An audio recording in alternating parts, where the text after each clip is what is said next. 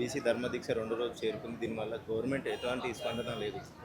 లేదు సార్. అంటే ప్రభుత్వంలోకి రాకముందు కూడా, ఇప్పుడున్న ప్రభుత్వంలోకి రాకముందు కూడా ఈ చంద్రబాబు నాయుడు గారు ప్రభుత్వానికి అంటే 5 డిమాండ్లు ఇస్తామని చెప్పారు సార్. ప్రత్యేకంగా మహిళలకు 5 డిమాండ్లు ఇస్తామని చెప్పారు. కానీ ఆ డిమాండ్లే మేము అడుగుతున్నాం. మళ్ళీ ఇప్పుడు వాళ్ళ ప్రభుత్వంలోకి వచ్చినా కూడా 5 డిమాండ్లకి ఇప్పటికి కూడా ఎటువంటి స్పందన లేదు సార్.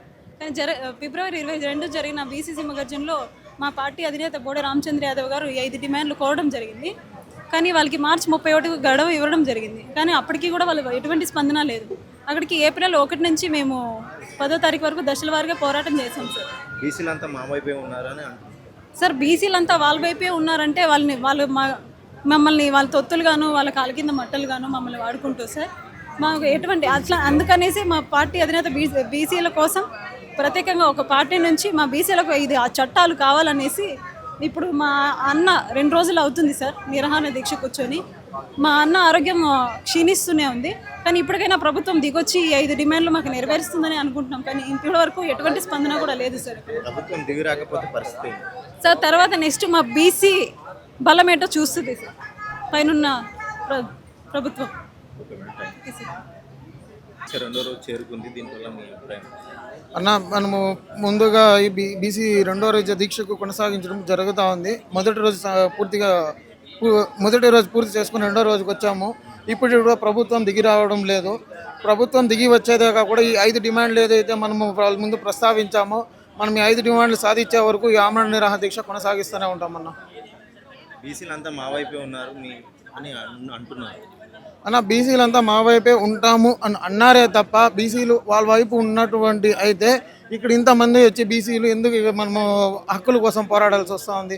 మనమందరూ కూడా మనం అనుకున్నది ఏదైతే ఉందో దాన్ని సాధించి కంపల్సరీ మనం ఆ చట్టం బీసీ హక్కుల చట్టం మనం సాధించేదాకా కూడా మనం వదలం. బీసీ అనే వాదం ఎందుకు రాలేదు? ఇన్ని రోజులు మనకు అటువంటి నాయకుడు ఎవరు రాలేదు. మన కోసం పోరాడడానికి ఎవరు కూడా ముందు అడుగు చూపించలేదు. ఏదో వాళ్ళ ఊరికే మేము బీసీల కోసం ఈ చట్టం చేస్తాం, బీసీల కోసం అది చేస్తాం, బీసీల కోసం మేము ఇది చేస్తున్నామని చెప్పి ఊరికే మాయమాటలతో సరిపెట్టేస్తున్నారు వచ్చిన రాజకీయ నాయకులు ప్రతి ఒక్కరూ అంతే. కానీ ఈ రోజు అయితే ఉన్నటువంటి మా నాయకుడు మనం ఏదైతే అనుకున్నామో దాన్ని సాధించి బీసీల కోసం సాధించి చూపిస్తానని చెప్పి ఆమరణ నిరాహార దీక్ష చేస్తున్నట్టు ఏకైక నాయకుడు మన రామచంద్ర యాదవ్ అన్న మాత్రమే అవుతాడు. బీసీలంతా ఇప్పుడు ఐకమత్యంతో ఉన్నారు. బీసీలంతా ఇప్పుడు ఐకమత్యంతో ఉన్నారు అని ప్రశ్నించడానికి ఉన్నారు అనే చెప్పగలుగుతాం. లేదన్నటువంటి ఒక దీనికి ఏమరంటే అమరావతిలో 1000 ఎకరాల భూమిని కేటాయించమని చెప్పి ఏ రాజకీయ నాయకుడు ఇంతవరకు ప్రస్తావించలేదు.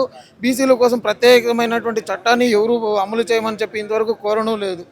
సో అందరూ కూడా మనం ఐకమత్యంగా పోరాడి దీన్ని సాధిస్తామనే చెప్తా ఉన్నామన్నా. ప్రభుత్వం దిగి రాకపోతే పరిస్థితి ప్రభుత్వం దిగి రాకపోతే పరిస్థితి ఏంటంటే ప్రభుత్వం దిగి వచ్చేదాకా కూడా దీన్ని వదలమని చెప్పి అన్న ఆల్రెడీ ముందుగానే సంకల్పం ఏదైతే చేశాడో గట్టిగా దాన్ని ఖచ్చితంగా పూర్తి చేస్తాడనే ఒక దీంతో మనం ముందుకు వెళ్తామన్నా.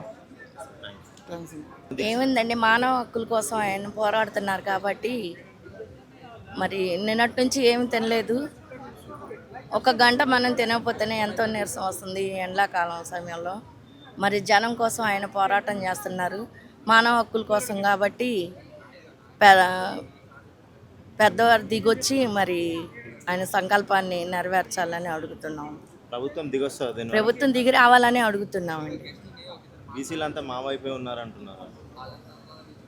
బీసీలు అంటే ఇప్పుడు చేస్తుంది కూడా బీసీలే కదండి. బీసీలు, ఎస్టీలు ఇంకా పేదగాలం ఉన్నవారు అందరూ ఒక స్థానంలో ఉండాలని ఆయన కోరుకుంటున్నారు కాబట్టి ఆ కోరిక నెరవేరాలని దీక్ష ఫలిస్తుందని నమ్ముతున్నాం.